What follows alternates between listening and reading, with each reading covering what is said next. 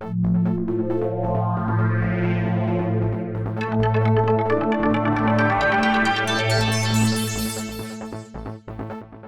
I'm Susan Cole, school psychologist and social emotional learning coordinator for New Hanover County Schools. And my name is Tanya DeShields Jordan. I supervise school counseling and social work for New Hanover County Schools. Today we're going to talk to you a little bit about signs of stress in students or children. Susan, tell us a little bit about some of the signs of stress. Sure, Tanya. I think what's important for us to think about and consider is that children often show signs of stress differently from adults. Some of those things, are just looking for changes in your child's behavior. If, for example, if they are sleeping more or less than they were previously, that's something to note. And that's also true for eating habits. If you find that they have a decreased appetite than before, or they're eating more than they were before, those are also signs of stress. That's a good point. Also, I think about those students who are not engaging in activities that they enjoyed previously. For example, if your child loved video games previously and they're not engaging in those activities anymore, that would be something I would take note of. Do you agree? Absolutely. You may see your child avoiding activities that they previously readily engaged in.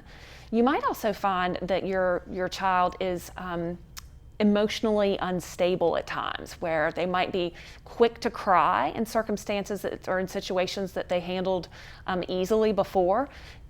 You might also see that they have just kind of a low frustration tolerance, and they're quick to give up when they start to struggle. That's also a sign of stress. And sometimes they just withdraw. They're not present with the family as they were before. Maybe they're isolating themselves in their room.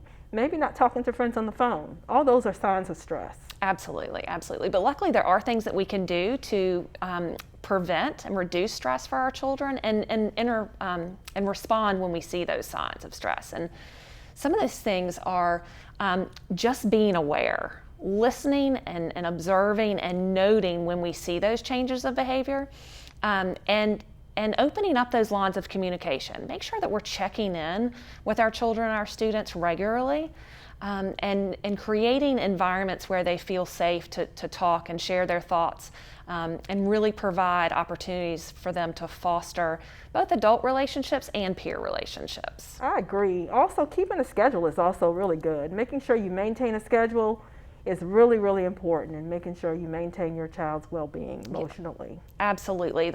Consistency and predictability are key for children to decrease those feelings of uncertainty and anxiety. I totally agree. But Tanya, what should we do if we've done all those things but our children are still struggling?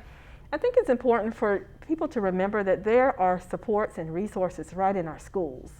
Our school counselors and social workers are available to help, to assist, and provide support. If a child needs regularly ongoing scheduled therapeutic sessions, then we also have school-based mental health, and counselors and social workers can help with that referral. And I think that's a great resource that we have in our district. Absolutely.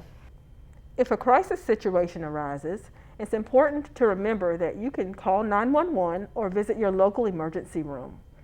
Or you can call and access mobile crisis.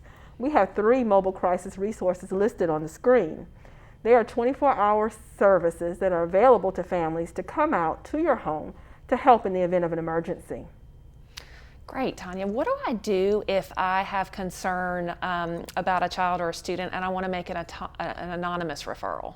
I'm glad you asked. We have a wonderful resource within New Hanover County Schools called Say Something, the Anonymous Reporting System. Say Something, a community member, a parent, or a student can call and address a concern in 3 different ways. They can call and use the mobile app, which we have that listed on the screen.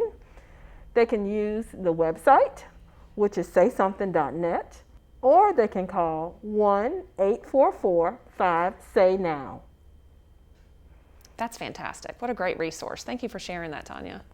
It's important for families to remember that it's okay to not be okay.